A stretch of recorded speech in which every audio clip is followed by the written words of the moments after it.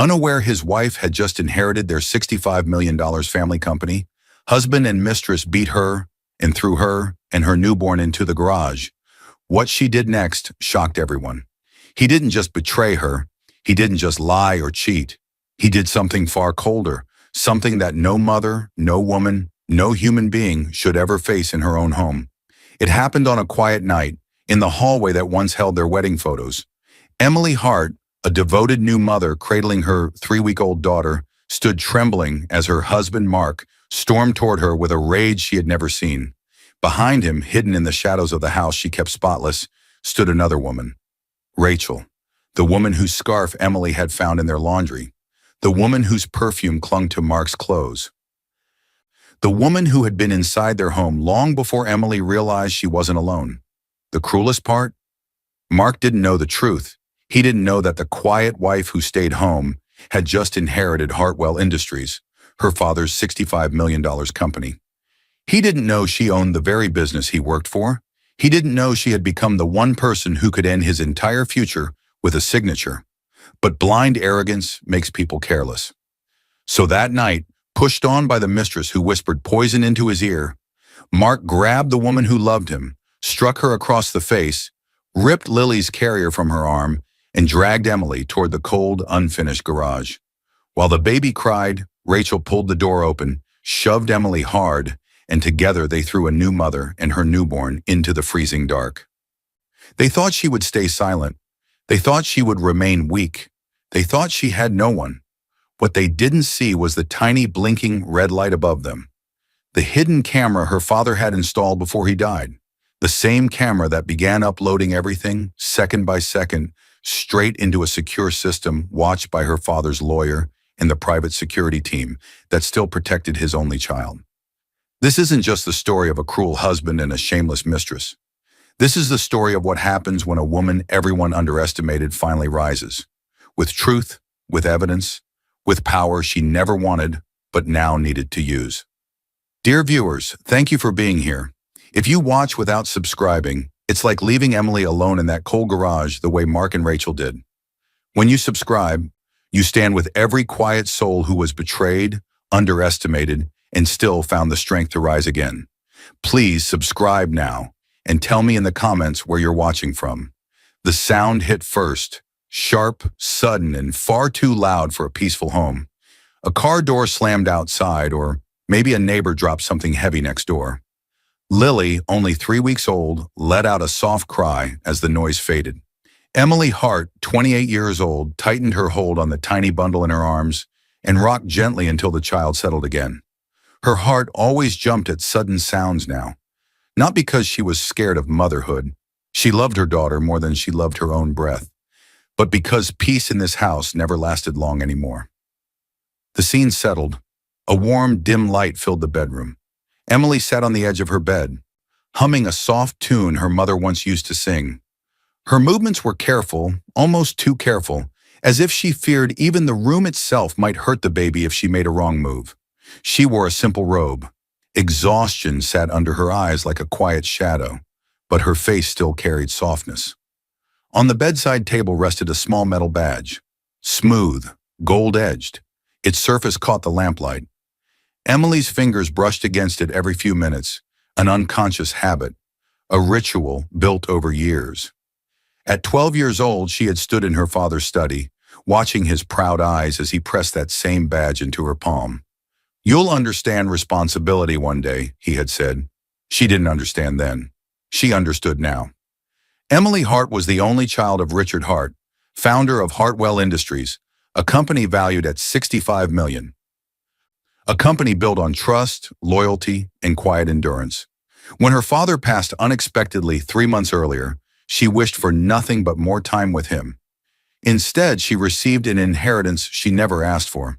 The entire company, all assets, all shares. And with that inheritance came a lawyer she barely knew, a dozen legal documents she barely understood, and the weight of a legacy she didn't feel ready to carry.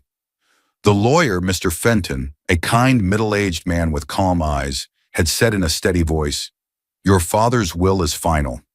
You're the sole heir." Those words still echoed in her mind, but she hadn't told her husband yet. Mark Anderson, 32, her husband of 3 years, always said a woman shouldn't stress after childbirth. He insisted she quit her job during pregnancy for the baby's sake. He insisted she manage the house alone so he could focus on work.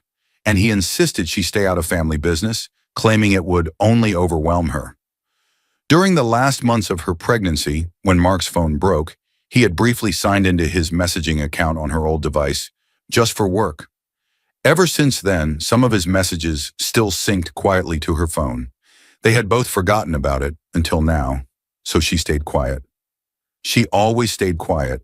Her parents had never fought. Her father treated her mother like something rare and gentle. Emily believed marriage worked the same way if you gave enough love. She held that belief like a candle in a storm, trying to shield its flame from every harsh moment that came with Mark's changing moods. She tucked Lily closer and let her cheek rest against the baby's soft hair. The child's tiny breath steadied her own. She told herself she didn't mind the sacrifices. She told herself she didn't mind the long hours alone. She told herself she didn't mind the sudden coldness in Mark's voice these days. But deep inside, something small and scared whispered that she did mind. Her gaze drifted to the badge again. Her father had trusted her. He believed she had strength she had never thought she would need. A flash of memory flickered. Mr. Fenton's voice weeks before Lily's birth. "We'll keep everything quiet until you decide. Announcing it too soon could bring pressure or the wrong kind of interest. The company security team and I will monitor the house systems in the background. You'll get alerts too. You're not alone." "Emily?" She agreed. She wanted to see who Mark became when she had nothing to offer but love and loyalty. Lily shifted slightly in her arms, breaking the memory. Emily smiled down at her newborn's tiny face. She kissed her forehead gently, but the quiet moment cracked. Her phone buzzed against the sheets. The vibration was sharp in the still room, vibrating against her leg with an urgency that didn't feel right. Emily's breath hesitated. Carefully, she adjusted Lily onto a soft pillow beside her, making sure the baby was secure. She reached for the phone. The screen lit up. A message preview from a number not saved in her contacts, but synced through Mark's old login. "We can't keep sneaking around. She's getting suspicious." Emily froze. A chill moved slowly up her spine, cold and deliberate. Her fingers tightened around the phone. Her eyes rose instinctively toward the bedroom door, half expecting it to move. Who sent that? Sneaking around? Suspicious? Her heart thudded once, painfully. She stared again at her sleeping daughter, the one pure thing in her life. Then at the badge, her father's legacy. Her chest pulled tight with fear, confusion, and a sudden rising dread she didn't yet know how to name. Somewhere in the house, a floorboard creaked. Emily held her breath. And in the hallway, faint and distant, a second phone buzzed. Mark's phone, just before falling silent. She didn't know it yet, but the first crack had already formed, and the sound it would make when it finally shattered would change everything. The front door slammed so hard the walls trembled. Lily startled awake in Emily's arms, crying loudly. Emily squeezed her daughter close, heart racing for reasons she couldn't name yet. The sudden noise, too forceful, too careless, felt like a warning shot cutting through the quiet house. Mark Anderson, 32, stepped into the hallway, breathing fast as if he'd rushed inside to hide something. His shirt was wrinkled, the top buttons undone, and something clung to him, a scent that wasn't his, a sweet perfume, light and floral, the kind Emily never used. He froze when he saw Emily holding Lily near the living room doorway, her eyes wide from the shock of the slammed door. And then, in a voice too calm to be real, he said, "Relax. You always overreact." He walked over, kissed Lily's forehead lightly, but didn't look at Emily. Not once. She watched him carefully, the message from her phone still burning like a knife behind her ribs. "We can't keep sneaking around." She's getting suspicious. She hadn't shown it to him. She hadn't even breathed a word. But her eyes had been searching him all evening, trying to catch the truth hiding behind his movements. And his movements gave her more answers than his words ever had. He set his bag down too quickly. He turned away from her too fast. He wiped something, lip gloss, off his shirt collar when he thought she wasn't looking. A small smear of pale pink. Emily's chest tightened. A sharp memory cut through her. Mark 2 years before, back when he was the man she thought he was. He used to walk into the house with open arms. He used to pull her close by the waist, laughing softly into her hair. He used to bring home flowers for no reason at all. He used to act like he couldn't breathe without her.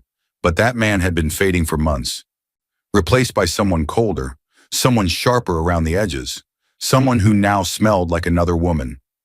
Emily swallowed her hurt and said quietly, "You're late." Mark stiffened. "I had work. Don't start." She didn't argue. She was too tired, too overwhelmed, and too confused. Instead, she followed him with her eyes, every step, every twitch. He pulled out his phone and held it close to his chest, angling the screen away from her. A new lock screen appeared, complex numbers she'd never seen before. He noticed her looking and frowned. "Why are you staring at me like that?" Emily shook her head softly. "I'm not." "You are," he snapped too quickly. "Just don't." He brushed past her on his way to the kitchen, and she noticed he tucked his phone under his arm with unusual caution, as if fearing she might grab it. Another memory surfaced, a soft flashback. Emily and Mark during their first year of marriage, sharing passwords without hesitation, laughing over shared secrets. Back then, he would leave his phone on the table without a thought. Now he guarded it like a treasure. She steadied herself. "Can we talk about something? About a message I saw earlier?" His back stiffened. "What message?" He cut in sharply, spinning around. Emily's breath hitched. He hadn't said, "What message did you get?" He said, "What message?" As if he already feared which one she meant. She took a small step back. "A text popped up on my phone. Your account is still logged in from when your old phone broke. It said, 'We can't keep sneaking around.' She's getting suspicious." For 1 second, barely a heartbeat, his face drained of color. She saw it, a small crack in his calm. Then he covered it with a smile that didn't reach his eyes. "You shouldn't worry about things you don't understand." His tone was gentle, but the words were knives. He walked past her again, toward the back door. His phone buzzed. He stopped, glanced at her, then stepped outside to answer it. Through the doorframe, Emily heard it. Soft giggling, female, clear as day. Her breath trembled. She clutched Lily closer, afraid her shaking might wake the baby again. The giggling continued, along with Mark's low voice. Sweet, gentle, nothing like how he had spoken to her just seconds ago. When he finally walked back in, he forced a smile that sat wrong on his face. A smile pulled like a mask over panic. "Don't go snooping around," he said. His voice was calm, but his eyes were a warning. Emily didn't respond, didn't breathe, didn't blink. Her gaze drifted toward the garage door behind him. For the first time, she noticed it was slightly open, just an inch, like someone had used it recently and forgotten to close it properly. A thin draft moved through the hallway. Mark followed her stare and quickly nudged the door shut with his foot. Too quickly, too desperate, too familiar. Quietly, a thought rose in Emily's mind. Cold, alarming, impossible to ignore. What is he hiding in there? The sound of something soft hitting the floor snapped Emily out of her thoughts like a slap. Lily's tiny blanket had slipped from the laundry basket, landing beside the hamper with a sharp rustle that echoed too loudly in the quiet afternoon. Emily jerked upright, her nerves already stretched thin from the night before. The sudden noise felt like a warning again, sharp, out of place, unsettling. She steadied her breathing, picked up the blanket, and reached into the hamper for the rest of the laundry. But halfway through, her fingers paused. Something smooth, silky, not hers. She pulled it out slowly. A scarf. Soft cream fabric with a delicate gold pattern. Elegant, expensive. Far too stylish for the simple things she usually wore. It didn't belong to her, and she had never seen it in the house before. Her heart dropped. A scent rose from the scarf. Light, floral, unmistakable. The same perfume she had smelled on Mark's shirt when he came home late. The scent that had clung to him like a silent confession. The same note she remembered faintly from that parked car near their house. Emily held the scarf with shaking fingers. Her throat tightened as cold panic crept up her spine. She forced herself to breathe quietly so Lily, asleep in her crib nearby, wouldn't sense her distress. She had suspected something. She had felt something wrong, But seeing proof, a physical object sitting in her own hamper, sent a deeper, sharper pain through her chest. A memory flickered to life. 2 weeks earlier, Emily had been returning from a short walk with Lily's stroller when she noticed a car parked a little too close to their home. Inside it, a woman sat behind the wheel, wearing dark glasses though the afternoon wasn't bright. The woman's head had followed Emily as she walked by, but when Emily waved politely, the woman looked away quickly, pretending to check her phone. Emily hadn't thought much of it. She assumed the woman was new to the neighborhood, a relative, a delivery driver on a break. But now the memory felt different, alive, threatening. She looked at the scarf again, and the soft perfume seemed to thicken the air. Emily's hands trembled, but she didn't cry. She forced herself to stay calm. Something inside her, the quiet part she usually ignored, told her not to confront Mark. Not yet, not without understanding more. She folded the scarf slowly, gently, even though her heart screamed. She didn't throw it away. She didn't leave it in the hamper. Instead, she walked to Lily's room, opened a small wooden box beneath the crib, the box where she kept Lily's birth bracelet and essential papers, and placed the scarf inside. Her first decision not made out of fear, but out of observation. Her first step toward finding the truth. Emily closed the box and sat on the edge of Lily's crib. The baby slept peacefully, tiny fingers curled into soft fists. Emily brushed a thumb across her daughter's cheek. "I'll protect you," she whispered. A promise, a vow she felt in every bone. She waited until her hands stopped shaking before she left the room.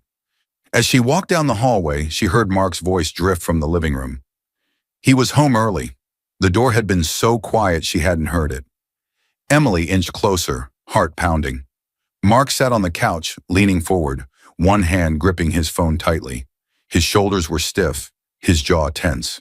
He typed quickly, glancing toward the hallway as if afraid someone might appear. Emily froze behind the corner wall, hidden. She could see his phone screen reflected faintly in the window. A message, short, urgent. "Tonight, same place." Her breath caught. Another message. He typed fast, deleted faster. He erased the entire thread, like it had never existed. Emily's hand went to her chest as if steadying a wound that wasn't visible, but felt painfully real. She stepped back quietly so he wouldn't see her. Every instinct urged her to confront him, to ask, to cry, to break. But she didn't. Something stronger held her still, something her father had taught her without words. Silence is power when you use it right. She went to the kitchen, forcing her breathing to steady. She reached for a glass of water, but her hand trembled so badly the glass clinked against the counter. Behind her, Mark cleared his throat loudly, a forced sound, like someone hiding guilt beneath noise. Emily didn't turn around. She couldn't. Not yet. Her eyes lowered to the floor, and she didn't miss the faint tracks of mud near the back door. Fresh, uneven, as if someone had used that entrance recently. A narrow pointed heel had left a sharper mark beside his heavier footprints. Someone who didn't want to be seen. Someone who already knew the way in. That night, when Lily finally slept and the house went quiet, Emily lay awake staring at the ceiling. The scarf, the perfume, the messages, the mud. Her father's badge on the nightstand. For the first time, a clear thought rose above the fear. I need help. Real help. And in her mind, one name stood out. Steady, safe, familiar. Mr. Fenton. The elevator doors slammed open with a metallic bang that echoed down the quiet hallway, startling Emily so hard she almost dropped the diaper bag. The baby carrier strap dug into her shoulder as Lily shifted inside it with a soft murmur. Emily's heart leapt into her throat. She wasn't used to being out of the house with Lily, and the sudden crash sent a wave of panic through her chest. It felt too loud, too violent, too much like the cracks forming at home. She pressed a hand against the inside of her coat, trying to calm her heartbeat as she stepped out into the long corridor. The building was older, the kind her father had always liked. Quiet, private, dependable.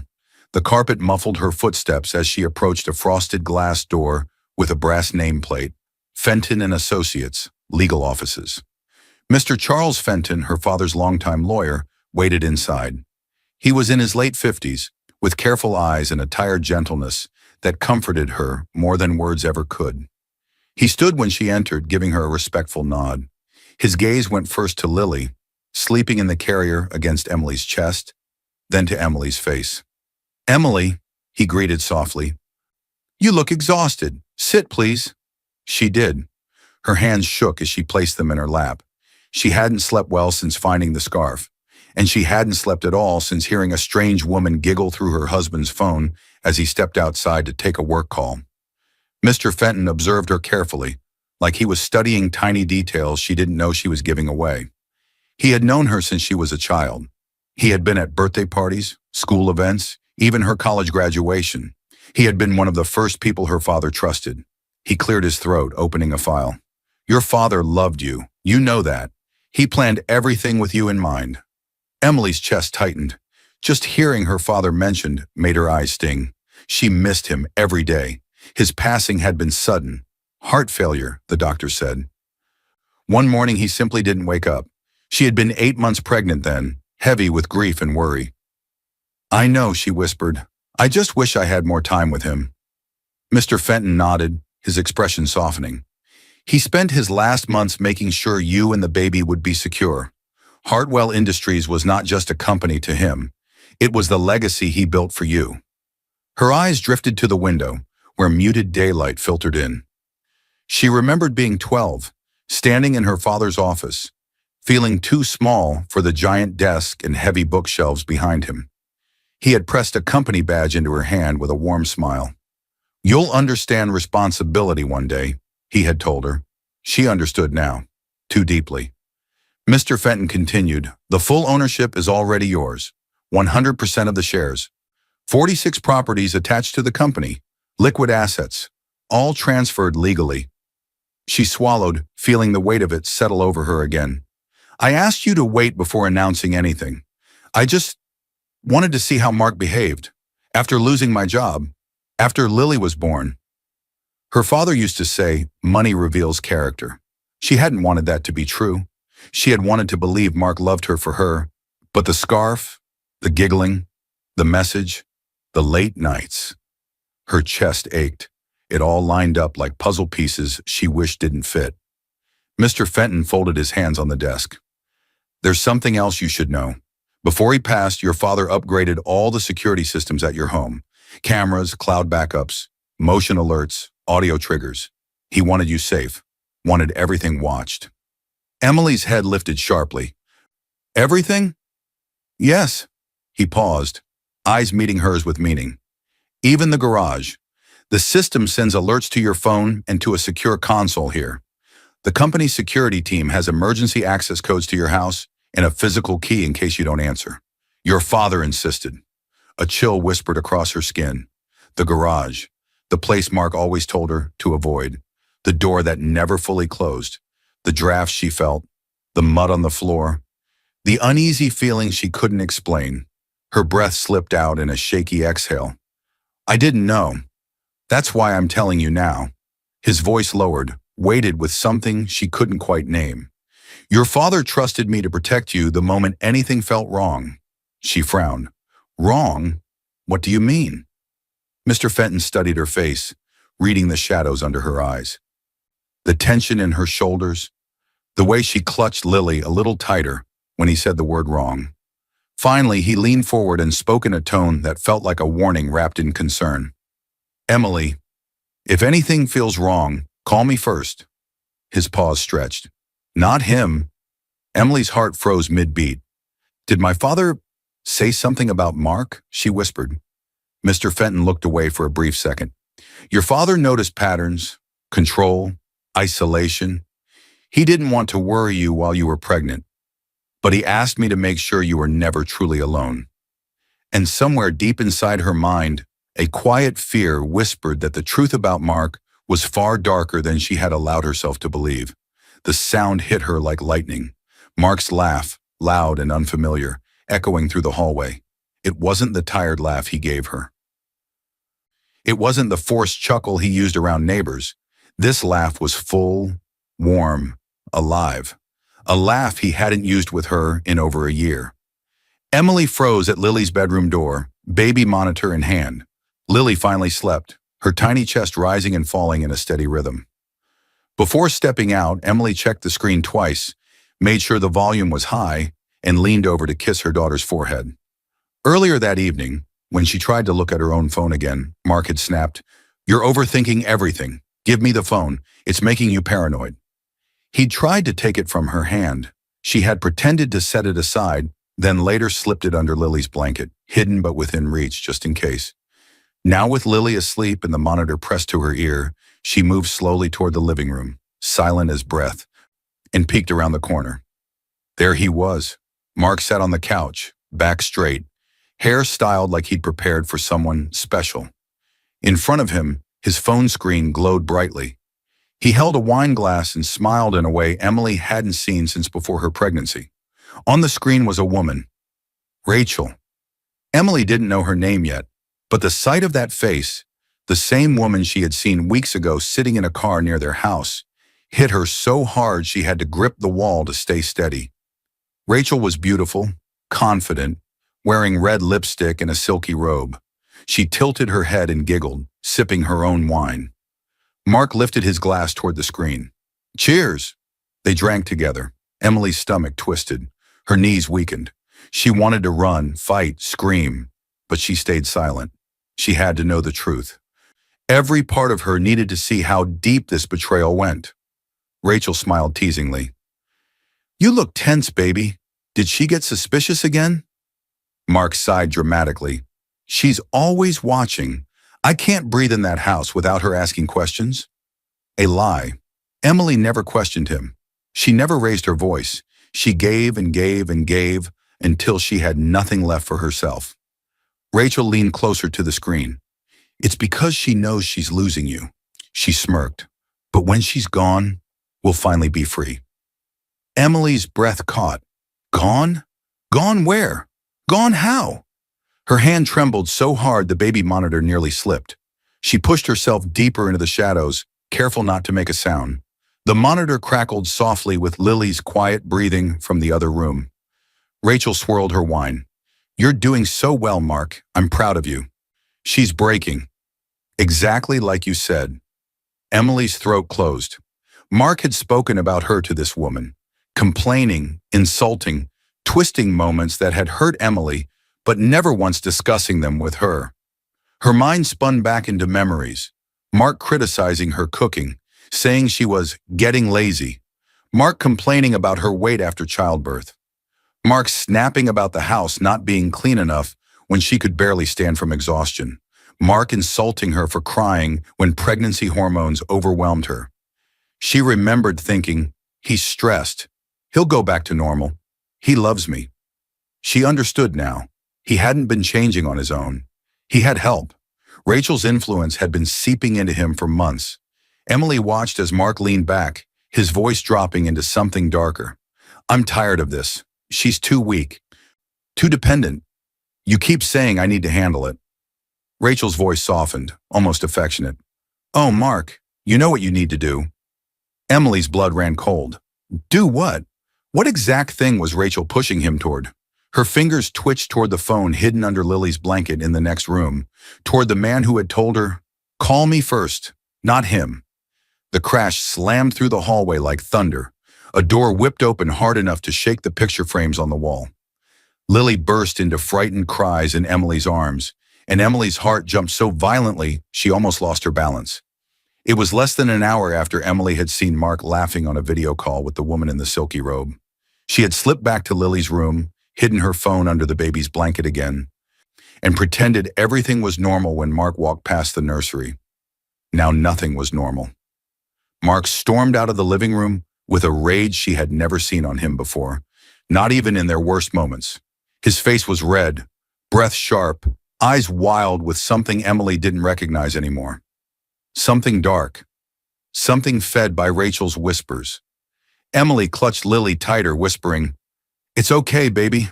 I promise it's okay." Though her own voice trembled, she took a small step forward. "Mark, we need to talk." He spun toward her fast. "What did you hear?" His voice cracked with panic more than anger. Emily swallowed. "I heard enough." "Mark." Who were you talking to? His chest heaved.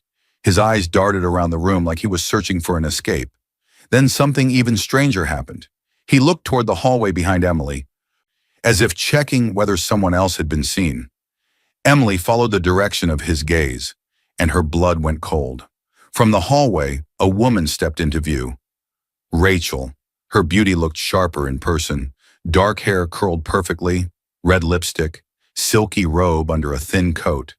She moved with confidence, like she belonged in this house, like she had walked these floors before, like she knew every corner. She had, because the scarf in the hamper had been hers, because the perfume on Mark had been hers, because the woman in the parked car near their home had been her, and because she was the face Emily had just seen glowing on Mark's phone screen. Rachel smiled, small, smug, victorious. She wasn't supposed to find out this soon. Emily's knees weakened. You were in my home? Rachel glanced around casually. I've been in your home a lot more than you think. Emily's fingers tightened around Lily. You both need to leave. Now, I'll call... Before she could finish, Mark closed the distance between them in 3 quick steps. Stop, he hissed. You're not calling anyone. He grabbed her wrist. His fingers dug into her skin so hard it felt like they could snap bone. Emily winced, shifting Lily higher to protect her. Mark, you're hurting me, she whispered. Rachel folded her arms, eyes cold. You said she was weak. Handle it. Something snapped in Mark then. He yanked Emily's arm away from her body and, in one sudden swing, struck her across the face with the back of his hand. The slap exploded against her cheek, sharp and shocking. Emily's head jerked sideways. White light flashed behind her eyes. Lily screamed at the sudden jolt. Emily stumbled, trying to stay upright so the baby wouldn't fall. Please, Mark, stop, she gasped, voice shaking. I'm holding Lily, please. Instead of stopping, Mark shoved her hard in the shoulder, slamming her back against the wall. Her head hit the plaster with a dull thud. Pain shot down her neck. Lily wailed louder, her tiny body pressed between Emily's chest and the impact. Rachel stepped closer, eyes narrowing. She's always playing the victim. Emily tried to move along the wall, to turn, to shield Lily from any more harm. Just let me take her to her room, she begged. I'll leave the room. I won't say anything. Just don't... Rachel rolled her eyes. Enough! She reached for the baby carrier still hanging from Emily's elbow and yanked it hard. Emily's arm twisted at an awkward angle. The strap bit into her skin. Let go, Rachel snapped. You're smothering her. She's a newborn, Emily cried. You're hurting her. Mark grabbed her other arm and pulled it away from Lily. His grip was hard, unforgiving. As Emily fought to keep hold of her child, he jerked her forward and drove his fist into her upper arm, just below the shoulder. Pain burned through the muscle. Emily's knees buckled. She almost fell, but forced herself to stay upright, curling her body around Lily. Stop fighting, Mark growled. You did this. You pushed me. Rachel gave a sharp, disgusted shove to Emily's shoulder, sending her stumbling toward the back hallway, toward the garage door he always told her not to open, the door that had been slightly ajar so many times, the door Emily now knew someone had been using. Emily's breath tore from her throat. Mark, please, don't do this. Let me hold Lily, please. You should have stayed out of things, he snapped. Rachel walked ahead of them and opened the garage door with a forceful pull. The cold air rushed into the house, biting at Emily's skin. The metallic smell of concrete filled her lungs. The room looked dark, too dark, and she remembered what Mr. Fenton had told her just the day before. Even the garage. Mark, she whispered, voice breaking, please, Lily can't be in the cold. You're scaring her. He didn't listen. Mark wrenched her forward and shoved her through the doorway. She tried to turn so her body would take the impact instead of Lily, and her hips slammed into a stack of boxes. The pain radiated down her side. Rachel stepped in behind Mark and gave Emily one last hard push between the shoulders. Get in there. Maybe you'll finally stop whining. Emily stumbled deeper into the garage, barely catching herself before she fell. She clutched Lily so tightly her arms shook. Mark grabbed the edge of the door. Emily's eyes widened. No, Mark, no, don't shut. He slammed it. The heavy door clanged shut with finality, leaving mother and newborn in the cold dark. The silence afterward felt like a grave. Emily forced her breathing to steady. Her cheek throbbed where he hit her. Her wrist and arm burned where he had grabbed and punched her. She kissed Lily's forehead, whispering softly to calm her child's fear and her own. The darkness swallowed her, but she refused to panic. Then she saw it, a tiny red blinking light near the ceiling, a camera, her father's upgraded camera, recording, saving, watching, the cloud backup activated with a faint flash. Relief flooded her chest. Tears slipped down her cheeks, not only from pain or fear, but from hope. She looked up at the blinking red dot, voice barely a whisper. "Thank you, Dad." In the silence, a soft vibration hummed beneath Lily's blanket, unnoticed by Mark, unseen by Rachel, and carrying the message that would change everything. The cold wrapped around Emily so fast it stole her breath. The garage felt like a freezer, and the shock of it punched through her thin clothes, slicing straight to her bones. Lily cried harder, her tiny body shaking against Emily's chest. Emily's instincts exploded. She curled her whole body around her newborn, shielding her from the cold, the fear, the darkness. Her cheek burned where Mark's hand had struck her. Her upper arm throbbed from the blow of his fist. Her wrist and shoulder screamed from his grip and the shove into the wall. Every breath made her ribs ache. "Shh, baby. Mommy's here." Her voice cracked. She hoped Lily couldn't feel how terrified she was. She lowered herself slowly onto the concrete floor, careful not to jostle her child. The sting of the cold ground shot pain up her legs, but she didn't move. All that mattered was keeping Lily warm, keeping Lily safe. Her mind raced in every direction but landed on one truth. They meant to leave her here, not for minutes, not for an argument, but as a punishment, a warning, maybe something worse. Her breath trembled, tears spilled, but they were silent, controlled. She willed herself not to break. In the corner, the small red light blinked, steady, calm, watching. She clung to it with desperate hope. Dad protected us. Dad saw this coming. Dad knew. That thought warmed her more than her own trembling body could. Minutes passed slowly, like time was moving through ice. Emily's fingers were numb, but they still found the edge of Lily's blanket. Hidden beneath it was her phone. She had tucked it there earlier, after Mark tried to take it away, to stop you from overthinking. She hadn't trusted his sudden concern then. Now she knew why. Suddenly the phone buzzed against her palm. A violent, bright shock tore through her chest. Emily gasped, fumbling to free the phone with stiff fingers. She shielded Lily with one arm while opening the screen with the other. The notification glowed. "Security alert! Motion and impact detected in garage. Are you safe?" Her breath cracked in relief and disbelief. This wasn't luck. This wasn't coincidence. Mr. Fenton had said it clearly. Her father upgraded everything, even the garage. With shaking hands, Emily typed back, "No, trapped with baby. He hit me. Please help us." The reply came fast. Too fast for a company that didn't care. Her father's people cared. They always had. Her father treated his staff with kindness, fairness, and respect. And they had loved him deeply. They loved Emily too, watched her grow up in the office hallways, laughing with her father, hugging him after meetings. They would come. They would not leave her here. Another message appeared. "Emergency team and police notified. We are on our way. Stay still. Do not confront them. Door will open soon." A sob of relief left her lips. Above the garage, footsteps moved faintly. Mark and Rachel pacing, arguing, unaware that the house itself had turned against them. Emily pressed Lily closer, whispering, "Just a little longer, baby. Just a little longer." Within minutes, heavier footsteps sounded outside, urgent, focused. The garage door rattled as someone worked the external lock and override panel her father had installed. Light burst in, warm and blinding after the dark. Two security officers rushed in first, company security, her father's trusted team. Their faces hardened with anger at the sight of her on the ground. Hair disheveled, cheek already reddening, arm held protectively around her baby.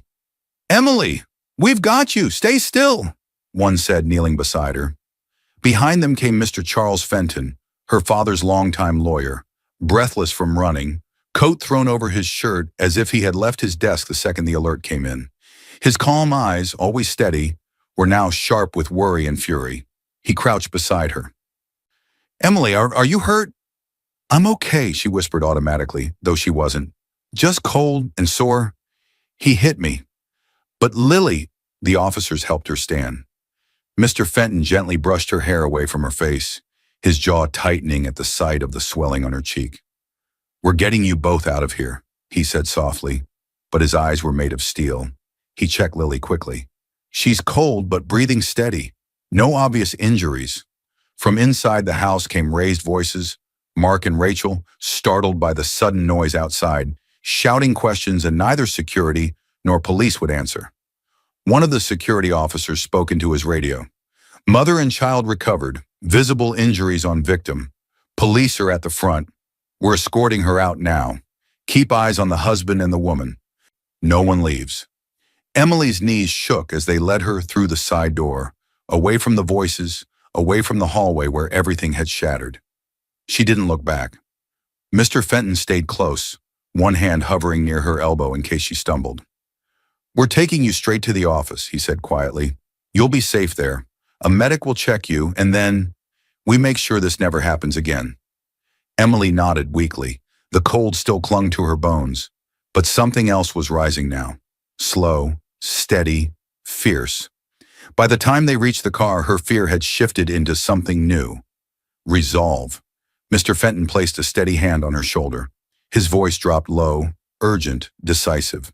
"Emily, we need to move quickly. I know exactly what to do."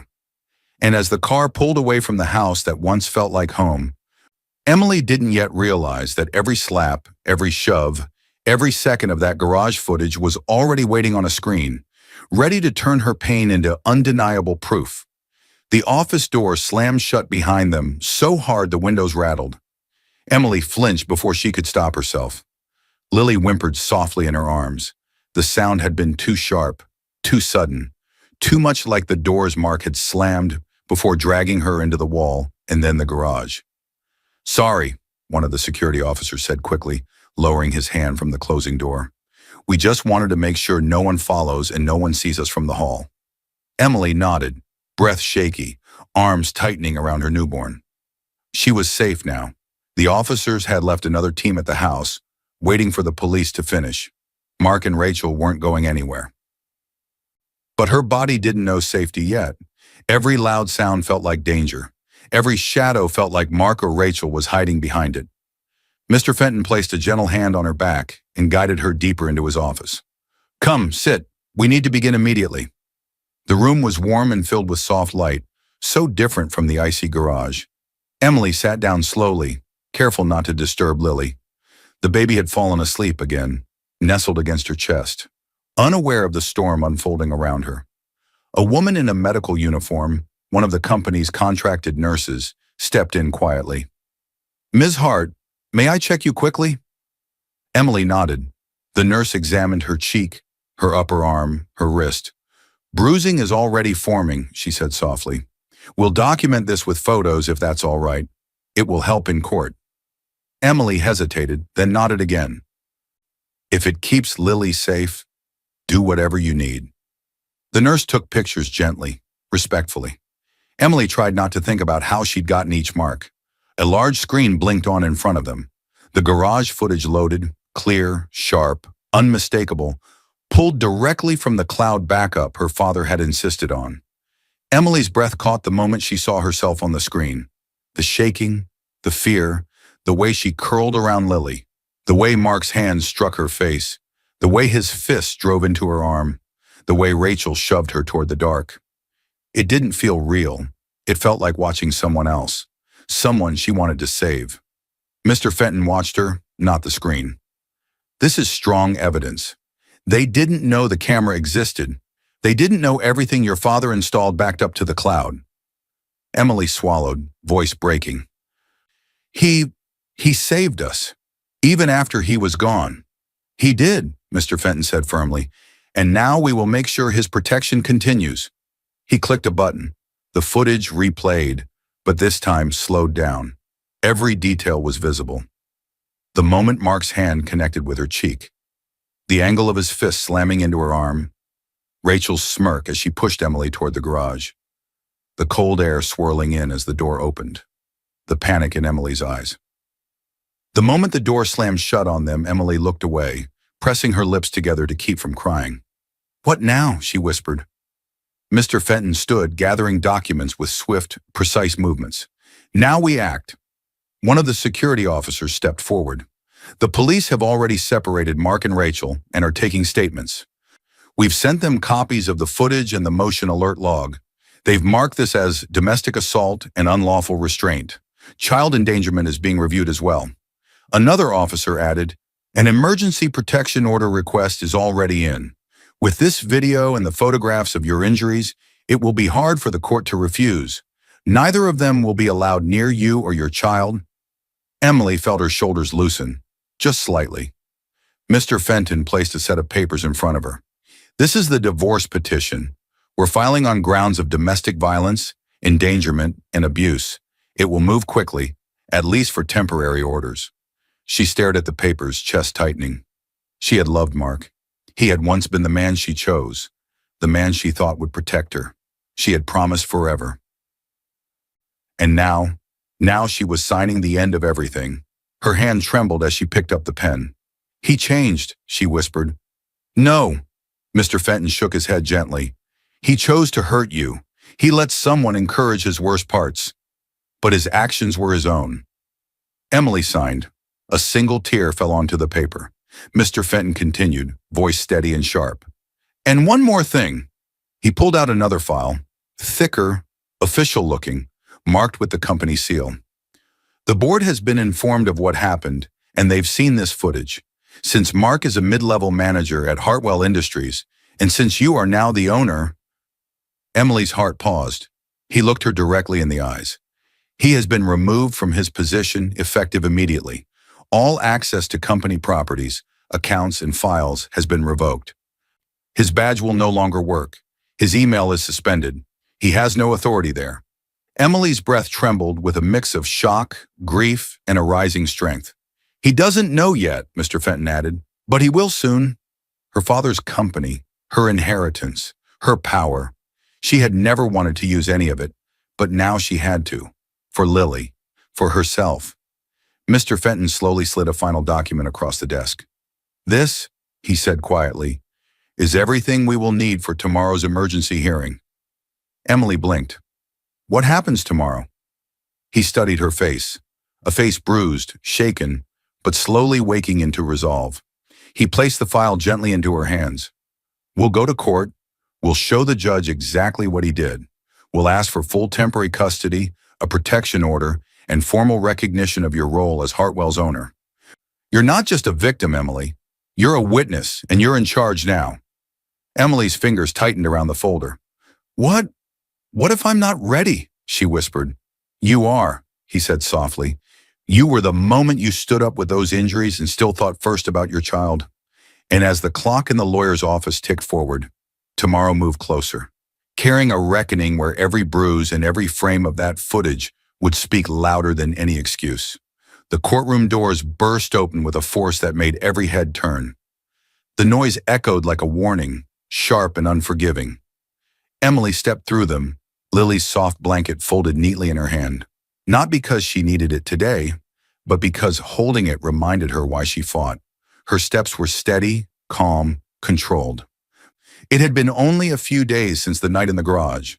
The swelling on her cheek had lessened, but faint discoloration still lingered along her jaw. A long bruise shadowed her upper arm where Mark's fist had landed. Her wrist carried the yellowing marks of his grip. She walked into the room filled with strangers' eyes, but she didn't shrink. For the first time in weeks, Emily held herself tall. Mr. Fenton walked at her side, carrying a thick file and a laptop bag. Behind him came two people, board members from Hartwell Industries, elderly, stern, loyal to her father. Their presence wasn't just support, it was a message. Mark entered moments later. He walked with a confident stride, chin up, wearing a polished suit as if he were attending a business meeting rather than an emergency hearing for protection and custody. He didn't notice Emily at first. He didn't see the lawyer. He didn't see the board members, but when he did, his confidence cracked, his eyes widened, his lips parted, his steps faltered. He hadn't expected her to show strength. He hadn't expected her to rise after what he did. He hadn't expected witnesses. Rachel slipped into the room next. She moved quietly, trying to blend in with the crowd. Dark glasses, hair pulled back, coat too large for her small frame. But the moment she took a seat, a clerk walked over and handed her a subpoena. She stiffened, color draining from her face. Emily watched her with cold clarity. This was the woman who giggled while planning Emily's pain. This was the woman who walked through her hallway when Emily slept. This was the woman who encouraged Mark to harden his heart. And now she couldn't hide from the truth. The judge entered. Everyone rose. The room settled into silence. The proceedings began quickly. This was a hearing for emergency protection, temporary custody, and the first step in a longer divorce and criminal process. Mr. Fenton stood with practiced ease. "Your Honor," he said calmly, "this is a case involving domestic violence, endangerment, and unlawful restraint of a mother and her newborn. The evidence will speak for itself." The judge nodded. "Proceed." Mr. Fenton opened the laptop. Emily's pulse thundered in her ears. He played the footage. The garage appeared on the screen. The cold room, the blinking light, Emily clutching Lily. The video then cut to the hallway outside. Mark's hand striking her face, her head snapping sideways, her arm jerking back as he punched it. Rachel's shove. Then the view shifted to the garage again as they forced her inside and slammed the door. Gasps rippled across the courtroom. Mark's face blanched. His mouth dropped open, and he sank into his chair as if his legs could no longer hold him. Rachel slapped a hand over her lips, shaking her head in horror. Not at what they had done, but at being caught. The judge leaned forward, expression tight, controlled fury simmering beneath. Mr. Fenton let the footage finish before speaking. "Your Honor, this occurred with a 3-week-old infant in her arms. We also have photographs taken the same night at my office documenting bruising consistent with the video." He clicked again. Images appeared, Emily's cheek swollen and red, her upper arm darkening with the shape of a fist, her wrist marked where fingers had dug in. "The security system recorded motion and impact in the garage as well," Mr. Fenton added. "Alerts were sent automatically, which is how we reached her in time." The judge looked at Mark. "Do you have anything to say at this stage?" Mark broke. He stood shakily. "Your Honor, this looks bad, but I didn't mean, they were just arguments. Emily pushed me. Rachel stiffened. "Don't blame me. You were the one who hit her. I told you to calm down." Mr. Fenton raised a hand calmly. "Your Honor, you can also hear them turn on each other under oath." The courtroom dissolved into gasps and whispers as Mark and Rachel stared at each other with fresh hatred. Mr. Fenton took a breath. "Before closing, one more matter must be formally noted for the record." He signaled the board members. Both stepped forward. "Emily Hart," one of them said clearly, "as of 30 days ago, you were declared the legal owner of Hartwell Industries. You hold 100% of the shares." A shockwave passed through the courtroom. Emily didn't blink. She already knew. But the public announcement hit Mark like a violent blow. His job, his access, his power. Gone. The board member continued. "Following the events recorded in this footage, Mr. Mark Anderson's employment has been terminated. He has no access to company resources. Hartwell Industries supports Ms. Hart's petition for protection and full temporary custody and will cooperate fully with law enforcement in any criminal proceedings." Rachel's face drained to ash. She realized in one instant that Mark had nothing to offer her now. Nothing. No future. No money. No security. She stood slowly, trying not to be noticed, and slipped out the side exit, leaving Mark without a backward glance. Mark staggered toward Emily after being told to sit back down, eyes glassy with panic. "Emily, please don't do this. Please, I'm begging you. I lost control, that's all. You know me. I didn't mean to hurt you that bad." Emily didn't speak. She stood perfectly still, Lily's blanket in her hand, strength in her spine. Then she turned away from him and faced the judge instead. Behind her, the judge reached for the pen in the final document, the one that would grant Emily full temporary custody, a protection order, and set in motion the criminal case that would follow him long after this day. The moving truck door slammed shut so hard the noise shook the quiet morning. Emily jumped, clutching Lily protectively, her heart leaping the same way it had in the garage. Even now, weeks after the hearing, loud sounds still sent her mind racing back to the cold concrete, the sting of a hand across her face, and the echo of a door slamming behind her. But this time, when she lifted her eyes, she didn't see darkness.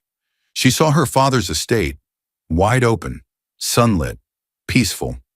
Tall trees lined the long driveway like quiet guardians, and the air carried the scent of fresh grass and warm sunlight. The house itself stood firm and familiar, large, calm, strong, just like her father had always been. The security team, the same group who rescued her that night, moved around the property, installing new locks and cameras. The board members had insisted on it. They wanted Emily and Lily safe in every way possible. Emily breathed in slowly. This place felt like a heartbeat, steady, warm, home. She walked toward the porch, Lily asleep against her chest, wrapped in a soft blanket. Her steps were slow, as if each one carried years of weight being lifted away.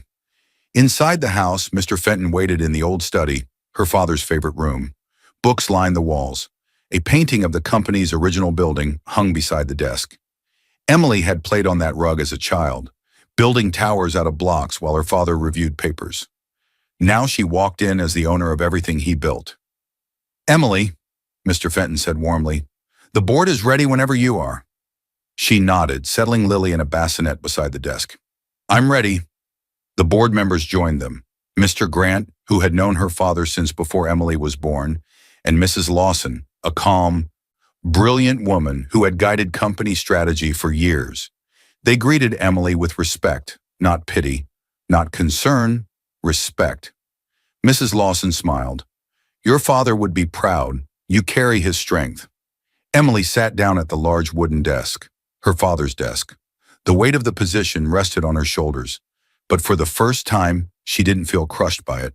She felt grounded. The training began. They explained the structure of the company, the board responsibilities, the transition plan now that she was CEO in training. Emily listened carefully, taking notes, asking questions. She wanted to learn. She wanted to rise. She wanted to honor her father's legacy. A flashback drifted gently into her mind, the day she graduated from college. She had been nervous, unsure what path she wanted. Her father hugged her tightly, eyes warm. "You'll rise when you're ready," he had whispered. She hadn't understood then. She understood now. She rose because she had to, because she needed to, because Lily needed her strong. The legal process moved forward too. After the emergency hearing came more hearings, more documents, more steps. She attended them all, with Mr. Fenton at her side, the board behind her, and Lily waiting safely at home with trusted care. And Mark? Mark Anderson lost everything. He lost his job, terminated the moment the board saw the footage of his hand on Emily's face and his fist in her arm. He lost his home. The protection order and court rulings forced him out, granting Emily and Lily full possession of the marital house until the divorce was final. He lost his mistress. Rachel cooperated with investigators to reduce her own exposure, then vanished from his life once she realized he had nothing left. He lost his reputation. The court records and the whispered retelling of the garage video spread further than he ever expected. And finally, months later, after the full criminal trial where the footage played again in front of another judge and another room full of strangers, he lost his freedom, sentenced for domestic assault, unlawful restraint, and endangerment. Emily did not celebrate his downfall. She did not smile at the destruction of a man she once loved, but she did not cry for him either. He had taken her trust and twisted it. He had tried to break her. He had put his own newborn child at risk. Some consequences come softly. Some come like storms. Hers came like the dawn, gentle, unstoppable, full of light. Later that evening, Emily stood at the back of the estate, holding Lily in her arms. The sun dipped low, casting golden light across the yard. In the stillness, Emily whispered into her daughter's hair, "You'll grow up knowing strength doesn't shout. It proves." She kissed Lily's forehead. Her gaze drifted to the far corner of the property where an old storage garage stood, empty now, quiet, sunlight pouring through open doors. It was nothing like the one Mark had trapped her in, yet her heart still flinched at the sight of concrete and shadows. She stared at it for a long moment, feeling the weight of what had happened and the miracle of what had survived. The place where she almost lost everything had become the story that helped her find herself again.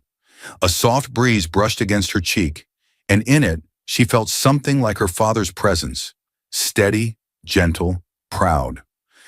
And somewhere beyond that breeze, beyond the estate's gates, beyond the new beginnings she held in her arms, something else was coming. Not danger, not fear, something new, something unexpected, something she would soon have to face, with the same quiet strength that had carried her out of that garage. I hope you enjoyed watching it as much as I enjoyed creating it. Like, share, and comment on the lessons you've learned. Let me know where you're watching from in the comments below. See you in my next video.